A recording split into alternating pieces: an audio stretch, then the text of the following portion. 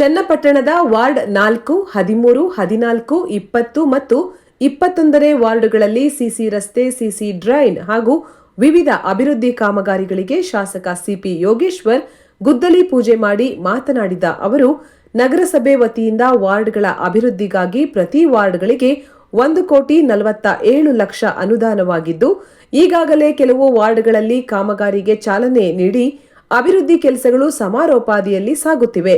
ಇನ್ನು ಕೆಲವು ವಾರ್ಡ್ಗಳಲ್ಲಿ ಕಾಮಗಾರಿಗೆ ಚಾಲನೆ ನೀಡಲಿದ್ದು, ಕುಡಿಯುವ ನೀರಿನ ಪೈಪ್ಗಳ ಬದಲಾವಣೆ, ಸಿಸಿ ಡ್ರೈನ್ ನಿರ್ಮಾಣ, ರಸ್ತೆ ಡಾಂಬರೀಕರಣ ಕಾಮಗಾರಿಗಳಿಗೆ ಇಂದು ಚಾಲನೆ ನೀಡಿದ್ದೇವೆ ಎಂದರು.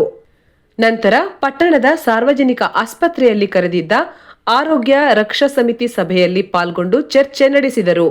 ಇದೇ ಸಂದರ್ಭದಲ್ಲಿ ನಗರಸಭೆ ಅಧ್ಯಕ್ಷ ನಾಗೇಶ್, ನಗರಸಭೆ ಮಾಜಿ ಅಧ್ಯಕ್ಷರಾದ ಬಿಪಿ ಮುದ್ದುಕೃಷ್ಣೇಗೌಡ, ನಗರಸಭೆ ಸದಸ್ಯರಾದ ಶ್ರೀನಿವಾಸ ಮೂರ್ತಿ, ಕಾಂಗ್ರೆಸ್ ಮುಖಂಡ ರಾಂಪುರ ಲೋಕೇಶ್, ಪೌರಾಯುಕ್ತ ಎಂ ಮಹೇಂದ್ರ ಹಾಗೂ ಹಲವಾರು ಮುಖಂಡರು ಹಾಜರಿದ್ದರು.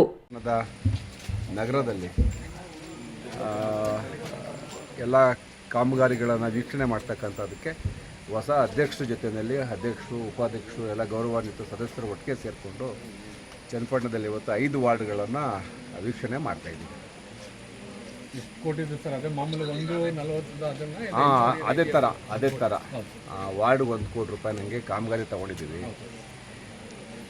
ಹೊಸ ಅಧ್ಯಕ್ಷ ಆಗಿದ್ದಾರೆ, ಕ್ರಿಯಾಶೀಲವಾಗಿ ಕೆಲಸ ಮಾಡಲಿಕ್ಕೆ ಚಾಲನೆ ಕೊಡ್ತಾ ಇದ್ದೀವಿ. ಸರ್, 2.5 ವರ್ಷ ಈ ರೀತಿ ಹಂಚಿಕೆ ಆಗಿದೆ. ಇದನ್ನ ಸ್ಪಷ್ಟಪಡಿಸ್ಬಿಡಿ, ಇಲ್ಲ ಅಂದ್ರೆ ಇಲ್ಲ ಅಂತೇಳಿ, ಇದೆ ಅಂದ್ರೆ ಹೇಳಿ ಅಂತ. ಏನು ಗೊತ್ತಿಲ್ಲ, ಅದು ನಮಗೆ ಅವರಿವರು ಮಾತಾಡೋ ಪ್ರಕಾರ ತಿಳಿದಿರೋದು ಹೈಕಮಾಂಡ್ ಲೆವೆಲ್ ಏನೋ ಮಾತುಕತೆ ಆಗಿದೆ ಅಂತ. ಏನು ಮಾತುಕತೆ? ಶಿವಕುಮಾರ್ ಅವರು ಮುಖ್ಯಮಂತ್ರಿಗಳು ಅದು ಏನಾರ ಕ್ಲಾರಿಫಿಕೇಶನ್ ಕೊಡಬೇಕೆ ಹೊರತು ನಾವೇನು ಕೊಡುವಷ್ಟಿಲ್ಲ. ನಮ್ಗೆ ಏನು ಗೊತ್ತಿದೆಲ್ಲ, ಸುಮ್ಮನೆ ನಮ್ಮನ್ನ ಯಾಕೆ ಹೇಳ್ತೀರಾ? ಹೈಕಮಾಂಡ್ ಮಧ್ಯಪ್ರವೇಶ ಮಾಡಬೇಕು ಅಂತ ಹೇಳ್ತೀರಾ? ಗೊತ್ತಿಲ್ಲಪ್ಪ, ಅವ್ರು ಏನೋ ಹೇಳ್ತಾ ಇದ್ದಾರಲ್ಲ. ಈಗ ನೋಡೋಣ ತಡೆದಿ, ಬಜೆಟ್ ಆಗಲಿ. 5 ಎಕರೆಯನ್ನ ಕ್ರೀಡಾಂಗಣಕ್ಕೆ ಕೊಡ್ತಾ ಇದ್ದಾರೆ.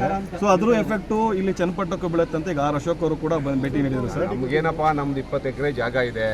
ಎಂಟೈರ್ KSIC ನಮಗೆ ತಂದು ಹಾಕಿದ್ರು ಕೂಡ ನಾವು ಅದನ್ನು ಹೊರೆ ಒತ್ಕೊಳ್ತೀವಿ. KSIC ಇವತ್ತು ಭಾಳ ಪ್ರತಿಷ್ಠಿತವಾದಂಥ ಸಂಸ್ಥೆ.